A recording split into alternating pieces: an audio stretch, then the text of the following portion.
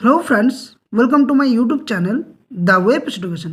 So friends, এই মুহূর্তে একটা গুরুত্বপূর্ণ আপডেট, সেটা হচ্ছে আজকে রাজ্য সরকারে যে নতুন রাজ্য সরকার পশ্চিমবঙ্গে গঠিত হয়েছে তার আজকে প্রথম বৈঠক, ক্যাবিনেট যে বৈঠক ছিল সেটা আজকে হয়েছে এবং সেটা নবান্নে নতুন বৈঠকে নতুন নতুন চমক কিন্তু এসছে, যেখানে রাজ্য সরকার অর্থাৎ আমাদের নবাগত মুখ্যমন্ত্রী মাননীয় শুভেন্দুবাবু মহাশয় 6টি নতুন সিদ্ধান্ত নিয়েছে। তার মধ্যে সবথেকে একটা গুরুত্বপূর্ণ সিদ্ধান্ত যে সমস্ত চাকরি প্রার্থীদের 5 বছর বয়সের ছাড়, সাথে সাথে বকেয়া ডিএ এবং বেতন কমিশন নিয়েও কিছু তথ্য উঠে আসছে। এছাড়া বিভিন্ন রাজ্য সরকার যে প্রকল্পগুলো রয়েছে সেগুলো নিয়ে তথ্য উঠে আসছে। তাছাড়া যে জনগণনা যে শুরু হওয়ার কথা সেটা বিভিন্ন রাজ্যে শুরু হয়ে গেছে, এখানেও কিন্তু শুরু হতে চলেছে, এটা নিয়েও আপডেট তিনি দিয়েছেন। তো কী কী তথ্য উঠে আসছে এক এক করে এবং 6টি সিদ্ধান্ত কী কী নেওয়া হয়েছে, এছাড়া আরও অনেক সিদ্ধান্ত নেওয়া হয়েছে যেগুলো এক এক করে বাস্তবায়িত হবে। তো সমস্ত কিছু বিষয়গুলো এক এক করে আপনার সামনে শেয়ার করার চেষ্টা করব। তো যারা চ্যানেলে নতুন ভিউয়ার্স রয়েছেন, এই ধরনের আপডেট, নিউজ, কেস আপডেট সংক্রান্ত তথ্য পাওয়ার জন্য অবশ্যই চ্যানেলটি সাবস্ক্রাইব করে পাশে থাকা বেল নোটিফিকেশন করবেন। আর যারা চ্যানেল নতুন ভিউয়ার্স রয়েছেন অবশ্যই চ্যানেলটি সাবস্ক্রাইব করার সাথে সাথে ভিডিও ডেসক্রিপশন বক্সে যে official Telegram channel link, official Facebook পেজের লিঙ্ক দেওয়া আছে, সেখানে অবশ্যই আপনারা সকলে যুক্ত হয়ে যাবেন। তো দেখুন, বিষয়টা হচ্ছে আজকে যে ক্যাবিনেট মিশন হয়েছে সেখানে অনেকগুলোই সিদ্ধান্ত, তার মধ্যে 6টি বড় সিদ্ধান্ত নেওয়া হয়েছে এবং এই বড় সিদ্ধান্তগুলোর পাশাপাশি আরও যে সমস্ত সিদ্ধান্তগুলো নেওয়া হয়েছে সেগুলো এক এক করে আলোচনা করব। তো প্রথম যেটা সেটা হচ্ছে একটা, যে আজ থেকে সারা রাজ্য জুড়ে ভারতের যে প্রকল্প আয়ুষ্মান প্রকল্প, অর্থাৎ যেখানে হেলথ স্কিম দেওয়া হয়, সেই হেলথ স্কিমের ক্ষেত্রে যে ফর্ম ফিল আপ বা যে অ্যাপ্লাই করা বা আবেদন করা বা যে সুযোগ সুবিধা পাওয়া, সেগুলো কিন্তু আপনারা এরপর থেকে সকলে রাজ্যবাসী কিন্তু এরপর থেকে পাবেন। তো যেটা আমাদের স্বাস্থ্যসাথী কার্ড এর আগে সরকারের চালু ছিল, এটা কিন্তু এরপর আয়ুষ্মান যে ভারত কার্ড সেটার কিন্তু সুবিধা সকলে পাবেন। নেক্সট দেখুন, এখানে নিচে দেওয়াই রয়েছে যে বেতন কমিশন এবং ডিএ নিয়ে সিদ্ধান্ত পরের বৈঠকে হবে। আজকে এই নিয়ে কোনো সেরকম সিদ্ধান্ত হয়নি, তবে তিনি আশ্বাস দিয়েছেন যে 45 দিনের মধ্যে যে নতুন পে কমিশন নিয়ে আলোচনা এবং বকেয়া ডিএ সেটা নিয়েও কিন্তু আলোচনা হতে চলেছে। তো এটাও একটা খুবই গুরুত্বপূর্ণ। তো আশা করছি সুপ্রিম কোর্টে যে মামলা চলছে সেটার নিষ্পত্তি ঘটলেই অবশ্যই যে 3 সপ্তাহ সময় চাওয়া হয়েছে বা রাজ্য সরকার তরফ থেকে যে মিসলিনিয়াস ফাইলটা করা হয়েছিল সেটার কিন্তু যে পক্ষে রায় বা বিপক্ষে রায়, এটা নিয়েও কিন্তু একটা সংশয় রয়েছে এবং তার জন্য 3 সপ্তাহ সময় চাওয়া হয়েছিল। তো এই 3 সপ্তাহ পরেই কিন্তু রাজ্য সরকার সমস্ত সিদ্ধান্ত নেবে। আর যে রাজ্যের কর্মচারীদের বকেয়া দিয়ে সেটাও কিন্তু খুব দ্রুত মেটাতে চলেছে, এটাও কিন্তু সিদ্ধান্ত উঠতে চলেছে। ওকে, নেক্সট যে বিষয়টা সেটা না বললেই নয়, সেটা হচ্ছে রাজ্য সরকারের যে সমস্ত প্রকল্প চালু ছিল সেই সমস্ত সামাজিক প্রকল্প চলবে এবং কোনো প্রকল্প যে চালু যেগুলো রয়েছে সেগুলো কোনোভাবে বন্ধ হবে না। যেগুলো বারবার বিভিন্ন সোশ্যাল মিডিয়া প্ল্যাটফর্মে উঠে আসছিলো যে রাজ্য সরকারের যে সমস্ত প্রকল্পগুলো চালু ছিল সেগুলো বন্ধ হবে, তো না, সেরকম কিছু তথ্য উঠে আসেনি। শুধুমাত্র বলা হচ্ছে যে চালু থাকা সামাজিক প্রকল্পগুলো থাকবে, কোনো বন্ধ হবে না এবং এর সাথে কিছু মডিফিকেশান করবে, হয়তো কারা পাওয়ার যোগ্য কারা পাওয়ার যোগ্য নয় এই সমস্ত সিদ্ধান্তগুলো খতিয়ে দেখবে, যেখানে রাজ্যের মুখ্যমন্ত্রী, মুখ্য সচিবকে নিয়ে এবং 5 জন যে ক্যাবিনেট মন্ত্রী তাদের সিদ্ধান্তে কিন্তু এই চূড়ান্তগুলো এসছে। তাছাড়া এসছে যে বয়সের ছাড়ের ব্যাপারে, এখানে সবথেকে গুরুত্বপূর্ণ চাকরি প্রার্থীদের জন্য, কারণ এটা একটা খুবই গুরুত্বপূর্ণ বিষয় যে রাজ্য সরকার, যে নবাগত রাজ্য সরকার ওনারা কিন্তু বিভিন্ন প্রতিশ্রুতি দিয়েছেন। তার মধ্যে একটা প্রতিশ্রুতি ছিল যে বয়সের নিয়োগের ক্ষেত্রে 5 বছর যে ছাড় সেটা নিয়ে।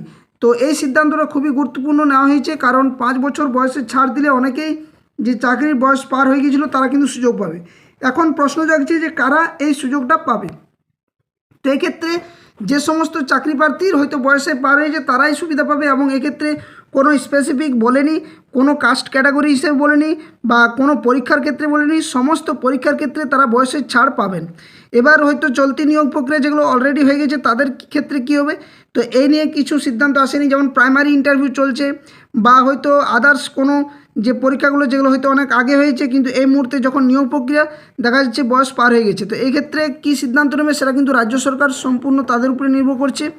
তো এই নিয়ে কিছু বলেনি, তবে নতুন যে ফর্ম ফিল আপ অ্যাপ্লাইয়ের ক্ষেত্রে বা যে কোনো আপডেটিং যে ফর্ম ফিল আপগুলো আসবে সেক্ষেত্রে যে বয়সের ছাড় সেটা কিন্তু বলা হয়েছে। নেক্সট তারপরে যে বিষয়টা বলা হয়েছে, এখানে 6টি সিদ্ধান্ত আরও রয়েছে। তো এক এক করে যে সিদ্ধান্তগুলো সেটা হচ্ছে শহীদ বিজেপি কর্মীদের পরিবারের দায়িত্ব নেবে রাজ্য সরকার, সীমান্ত কাঁটাতারের মধ্যে জন্য যে 45 দিনের মধ্যে বিএসএফকে জমিদান, আজ থেকে আয়ুষ্মান ভারত প্রকল্প যুক্ত বাংলা, বেটি বাঁচাও বেটি পড়াও বিশ্বকর্মা যোজনার মতো কেন্দ্রীয় প্রকল্প সামিল করা হচ্ছে। আজ থেকে রাজ্যে কার্যকর হবে ভারতীয় ন্যায় সংহিতা এবং তাছাড়া সবথেকে গুরুত্বপূর্ণ যে সরকারি চাকরি প্রার্থীদের আবেদনের বয়সসীমা 5 বছর ছাড়।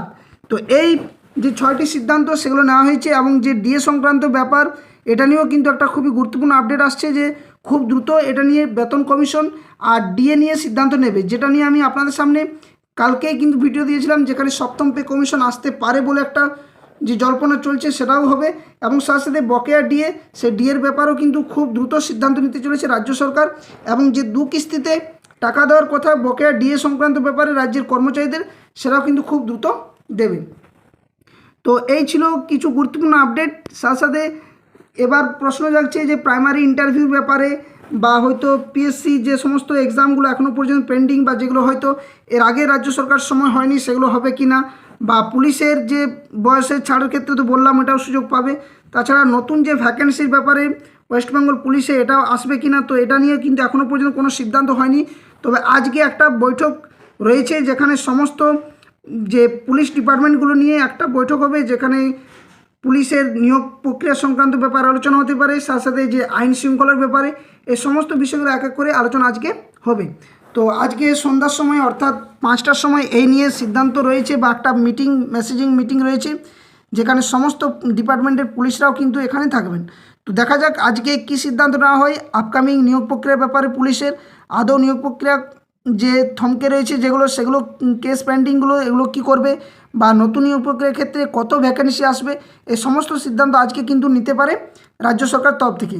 কারণ আজকে এই যে ক্যাবিনেট যে বৈঠক সেখান থেকে যে সমস্ত তথ্য উঠে আসছে তাতে করে সন্ধেবেলা আজকে অর্থাৎ 11 তারিখে যে সিদ্ধান্তগুলো হবে সেগুলো খুবই কিন্তু গুরুত্বপূর্ণ হতে চলেছে। অবশ্যই আপনারা সেদিকে নজর রাখবেন, যে সমস্ত আপডেটগুলো আসছে অবশ্যই আপনার সামনে তুলে ধরার চেষ্টা করব। তো ভিডিওটা বেশি লেন্দি করছি না, যারা চ্যানেলে নতুন ভিউয়ার্স রয়েছেন এই ধরনের বিভিন্ন কেস আপডেট নিউজ নোটিফিকেশন সংক্রান্ত তথ্যর আপডেট পাওয়ার জন্য অবশ্যই চ্যানেলটি সাবস্ক্রাইব করে পাশে থাকা বেল নোটিফিকেশন করবেন আর ভিডিওটি লাইক ও বাকির সাথে শেয়ার করবেন। সাথে সাথে বলে রাখি ভিডিও ডেসক্রিপশন বক্সে যে অফিসিয়াল টেলিগ্রাম চ্যানেল লিঙ্ক এবং অফিসিয়াল ফেসবুক পেজের যে লিঙ্ক দেওয়া আছে সেখানে অবশ্যই আপনারা সকলে যুক্ত হয়ে যাবেন। এখান থেকে যে কোনো ধরনের কেস আপডেট নিউজ নোটিফিকেশন সংক্রান্ত তথ্য যথাসময়ে পেয়ে যাবেন। আর যারা পিএসসি মিসেলেনিয়াসে ফর্ম ফিল আপ করেননি খুব দ্রুত ফর্ম ফিল আপ করে নেন, কারণ ভ্যাকেন্সি আশা করছি খুব বেশি এখনও পর্যন্ত যেহেতু টেন্টেটিভলি কোনো ভ্যাকেন্সি দেয়নি, শুধুমাত্র ফর্ম ফিল আপ চলছে, তো সেখানে ফর্ম ফিল আপ করে নেন, কারণ ভ্যাকেন্সি বেশি দিতে পারে এটা কিন্তু রাজ্য সরকার একটা আভাস পাওয়া যাচ্ছে। আর পুলিশের যে কেস আপডেটগুলো রয়েছে সেগুলো খুব দ্রুত নিষ্পত্তি ঘটবে, কয়েকদিনে অপেক্ষা করুন সকলে, তারপর কিন্তু অবশ্যই এটা নিয়েও কিছু না কিছু আপডেট আসবে। এবং এই মুহূর্তে দাঁড়িয়ে যে ইডাব্লিউএস সংক্রান্ত যে কেসটি রয়েছে সেটা এখন নিষ্পত্তি ঘটেনি, ওটাও কিন্তু দ্রুত নিষ্পত্তি ঘটবে।